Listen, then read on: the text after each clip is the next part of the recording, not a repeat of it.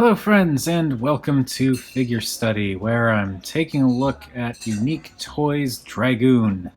I actually did want this figure for a while, and yeah, finally got it.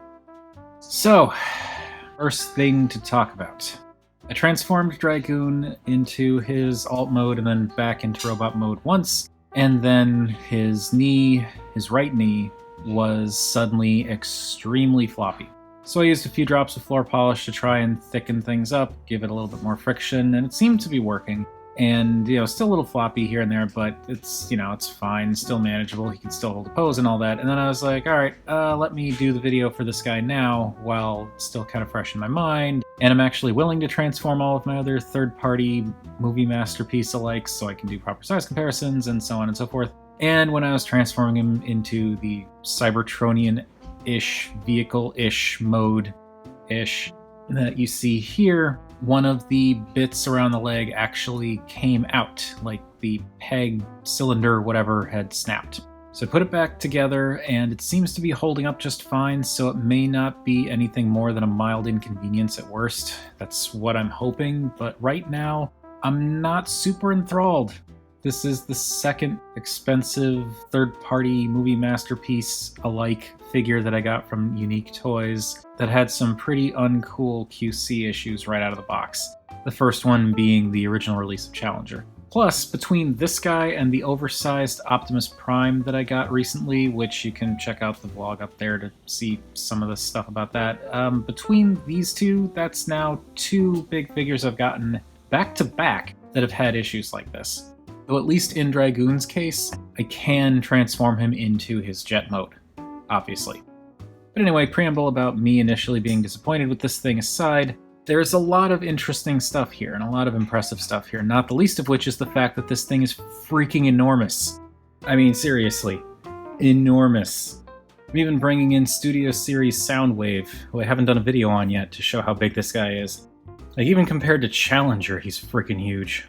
Here he is also looking massive next to Peruk Hill. Here he is with DX9's La Hire. Again, absolutely huge. And lastly, here he is with the Duck Tank. Okay, with all the size comparisons out of the way, let's talk about Dragoon. So, getting my own hang-ups with the QC stuff aside, this is a pretty spot-on looking Last Night Megatron, I think. It's a big gray dart of a weird little ship. And from most angles, it looks pretty good. There are some gaps here and there. In particular, it looks a little bit funky right up in here.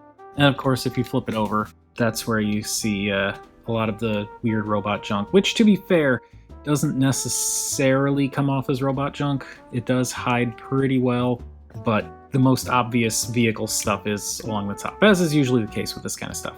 The molding's really nice. Lots of little details throughout. And I like the mixture of silver and copper with like a little bit of gold.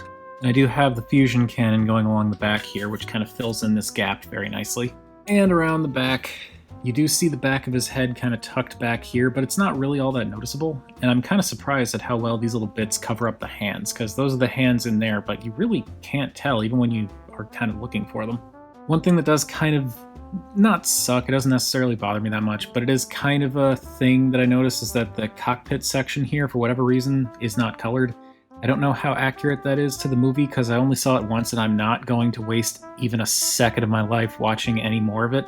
But I know that a lot of the other toys, even Rensora, had some coloring up here, so instead it's just regular gray. But you can open it up and there's like a little not quite molded cockpit in there. That's kind of interesting.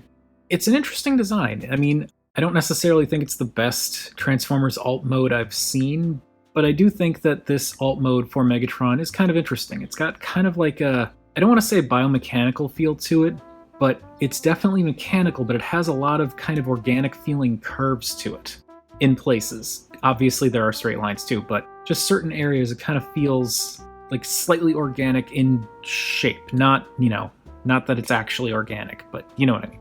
For the fusion cannon, this just pegs into the top here and that can unplug, and then the little chain unplugs from here, and that leaves this kind of gap, and it's okay, it's molded, it's fine in that regard, but I definitely prefer the look of the vehicle with the fusion cannon on top.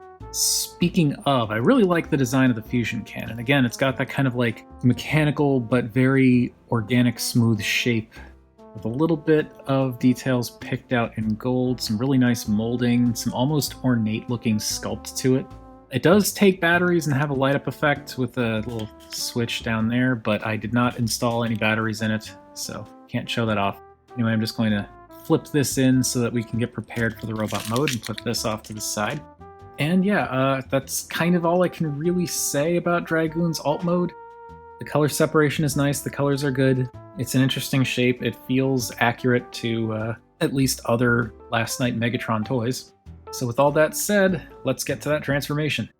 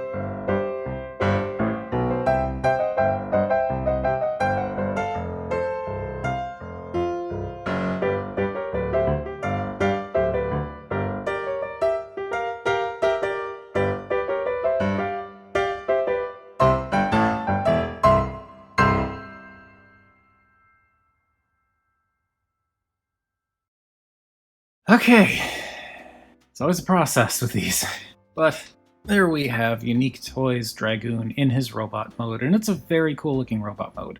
Nothing popped off or sheared off or anything like that during transformation, so yay for that. Unfortunately, this knee is still kind of, well, it's definitely not as floppy as it was. Like, it's loose, it moves pretty easy, but it does at least kind of stay in position. So that's good. So yes, Dragoon. I will say, I had some reservations on this figure when I was first looking into it, and when I was still continually looking into it to try and decide what I wanted to do. Because the deco in photos and videos, in particular videos, looked kind of plain and made me wish that they had done some kind of metallic-y brush, dry brush, kind of weathered look, kind of like the weathered Rensora figure that Wei Zhang did. And the other thing is that when you look at him from certain angles, or if you have the armor bits and skirts in certain configurations, it does make him look kind of skinny. But the thing is, if you just bring the shoulder pauldrons down all the way and kind of flare out the little front skirts, and you can also kind of, I'll talk about these more later, but like if you angle these back a little bit to kind of hide some of that copper, but they still kind of flare out a bit, it really goes a long way to making him look bulkier than he might actually be. So that actually really works for me. And also with regards to the deco, honestly, in hand, it's not bad. I know absolutely it would be nice if there was some kind of brushed metal effect and if it looked weathered and all that, but actually having him physically in my hands and messing with the figure, that slightly metallic-y, silvery plastic that they used for the figure overall, it actually gets the job done surprisingly well.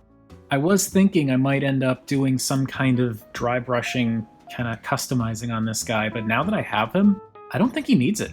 Deco-wise, you really don't see much in the way of the bits that were visible in vehicle mode. Like, the bottoms of his feet were visible along the top of the vehicle mode. This bit here was covering the fist, as well as these bits back here. The forearm and top of the fist were kind of on the underside of the vehicle mode, and like the hip skirts were on the outside, but most of the other stuff is kind of tucked away on the inside of the hip skirts. You could see the front skirts kind of from the underside, as well as at least part of the torso, but really it hides astonishingly well. The actual sculpt is really great too. In addition to that, the way these panels lock together, like up here, there's the barest hint of a seam here, but these line up so well that you may not even know that it's there if you're not looking for it. Yes, on the inside of the leg, it's a little bit messier and you can kind of see part of the booster there, but it's the inside of the leg. And I think this, while it is a bit messy, it does still kind of work when you compare it to what's going on here. It's nowhere near as smooth as this, but you've still got like lots of curves and interesting shapes to kind of flesh that out a bit. And there's also some little accents here and there with some copper, some gold. There's the goldish bits in the knees there. Some nice copper and gold accents in the chest. I kind of like these copper pipes leading up towards the neck. Not much in the way of the extra detailing in the forearms, though there does seem to be maybe a darker shade in there, like some gunmetal or something. Or it might just be the way the shadows are playing off it. Oh yeah, it's just the way the shadows are playing off it.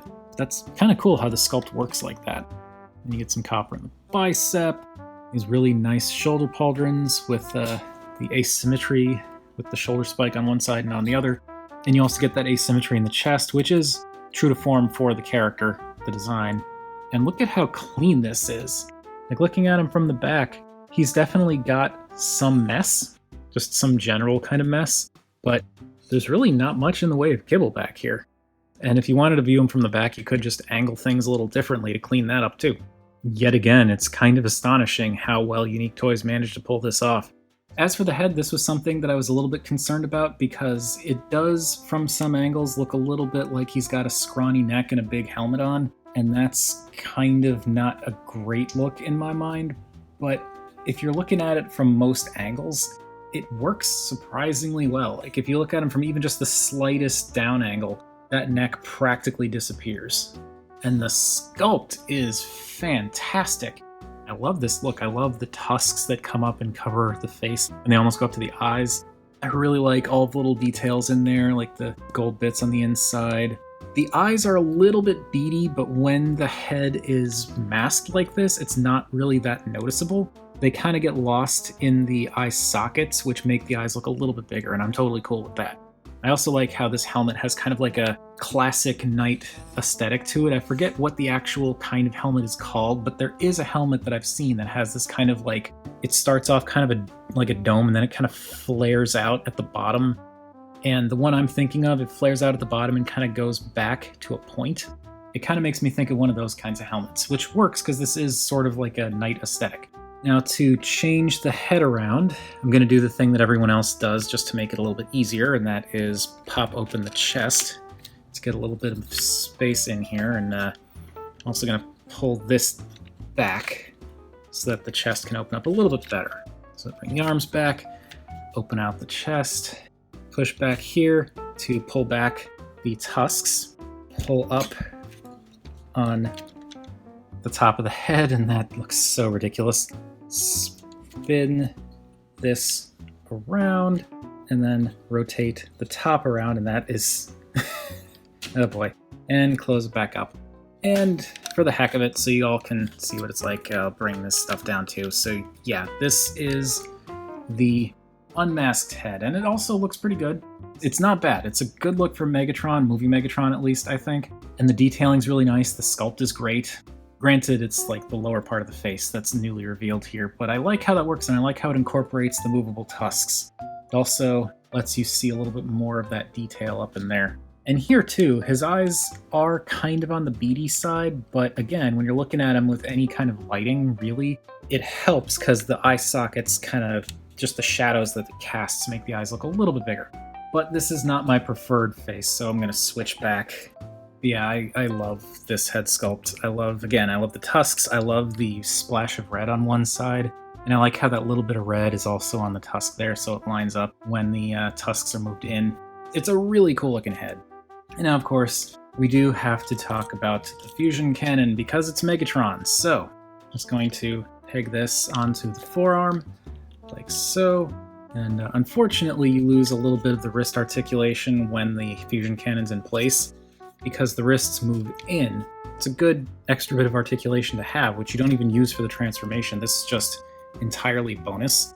But because of this bit that comes back, this kind of layered armored plate, you're not going to be able to use that here because it goes underneath the fusion cannon. You can rotate the fist and then kind of angle it that way, so you can work around it, but you can't just straight up angle the hand down. With the fusion cannon in place, then you can bring this chain back around and it'll plug into this screw hole back here. And that is that. Now Dragoon has his fusion cannon, and that also looks great. Before I do size comparisons, I do want to talk about his other accessories, which I know is weird for me, but the main reason I want to do it is because of the shield. But to start with the sword looks great. I love it. I tend to prefer to put it in this hand, but you can put it in either hand, and it just pegs in masterpiece style with the tab there on the handle. There's this little slot here that can be used to peg into the top of the gun here, or the top of the shield, or you can peg it into his back.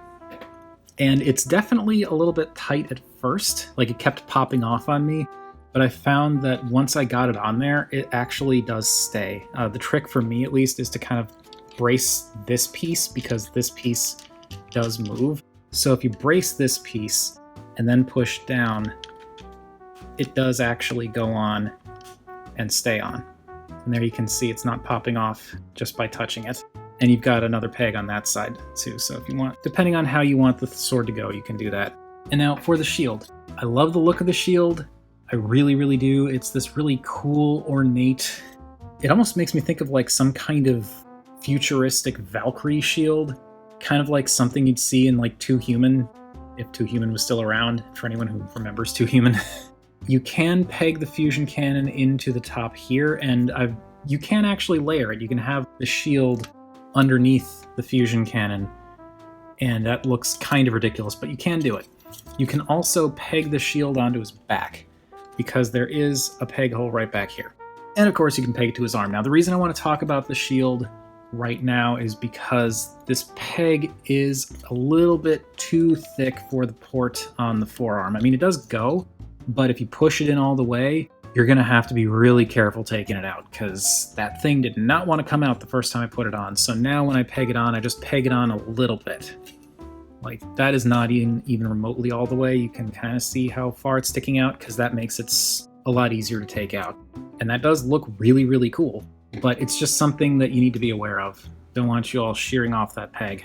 But because this is how I have him displayed, and just because it's what I want to do, I'm going to peg this onto his back. And that also looks pretty cool. And then give him his sword, which again, that tab just goes into the smaller slot on his palm. And then close the fingers around, close the thumb around, and now he's got his big chunkin' sword and the shield on his back, and everything tucks away very nicely. It is kind of a shame that while you can store the sword in the vehicle mode, you can't really store the shield that easily in the vehicle mode. I've seen on TFW that like people have mentioned that they've found ways to kind of fudge it, which is great, but I haven't been able to figure that out yet, and I haven't bothered looking it up. But I like that in robot mode you've got multiple ways to store everything. Anyway, let's pull this all the way out so that we can do our so that we can do our size comparisons. This guy, he's large. To start things off, here he is with a standard deluxe. Yeah. Here he is with Studio Series Soundwave. Just for the heck of it, in case anyone was wondering, here he is with Human Alliance Soundwave, or specifically the movie Anniversary Soundwave. Here he is with the 3A Deluxe Bumblebee from the Bumblebee movie. Here he is next to Unique Toys' own Challenger. And I did put the new head on Challenger, so if you want to check that out, there is the new head. As I understand it, it's a little more movie accurate. I just switched it out because I liked having the option to easily swap between plated and non-plated.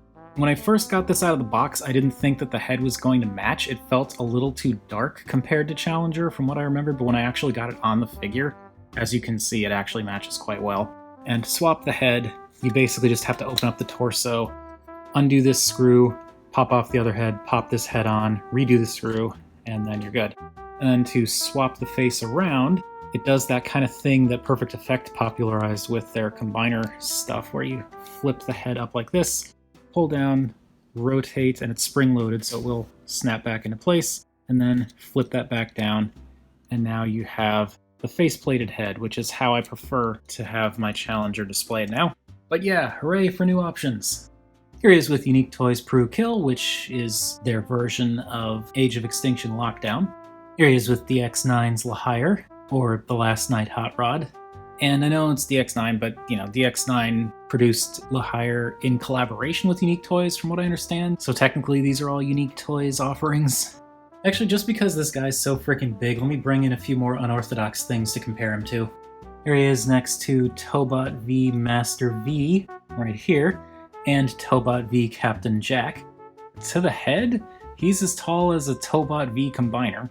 And because I was curious, I didn't actually do this comparison yet, here he is next to Cybertron Primus, and he is actually slightly taller than Cybertron Primus at the head. So yeah, at this point I'm willing to say Dragoon is about Wei Zhang Mega Master height, which I no longer have Mega Master. You can check out the video for him up there. He was gigantic. Unfortunately, I no longer have Mega Master to do a size comparison with him, but I can show you Dragoon next to the Duck Tank. Okay, I definitely think that's going to do it for Unique Toys Dragoon. This has been a thing. It's just so many size comparisons, so many things to transform. To close things out, I do want to say that pretty much all of my reservations for Dragoon are completely addressed now that I have them in hand. It's not that difficult to orient things different ways so that when you look at him from different angles, it actually looks pretty darn beefy. His articulation, as many have pointed out, is definitely a bit limited in terms of the forward-backward movement on the legs, but it's not terrible. You can still get him into some dynamic poses. And just standing there, he looks freaking amazing. Fingers crossed that part that broke, that came off when I was transforming him into his vehicle mode last time, won't be a problem as long as I'm just careful transforming him, because it doesn't seem to affect the robot mode at all. It didn't affect the vehicle mode at all, aside from, you know, the act of moving it and it popping out. If that's the only problem it causes, I can live with that. And while it looked a little bit in need of a paint job when I was looking at photos and videos myself, actually having him in hand, I do not mind the metallic-y plastic at all. I think it works really well, and the light bounces off of it really nicely. Plus, he just looks freaking rad. I mean, this thing is so cool looking. But anyway, that is going to do it for Unique Toys Dragoon. It is honestly a really, really nice figure, with my own hang-ups aside. All of my concerns turned out to be nothing once I got the figure in hand. The QC issues are definitely a bit of a disappointment, but that's just me. I don't know if it's across the board, but I'm getting off track. So, as I said, that's it for Dragoon. Let me know what you all think of this guy. Whatever your thoughts, feel free to chime in down below. I always enjoy hearing from you all, and remember, art is more than meets the eye.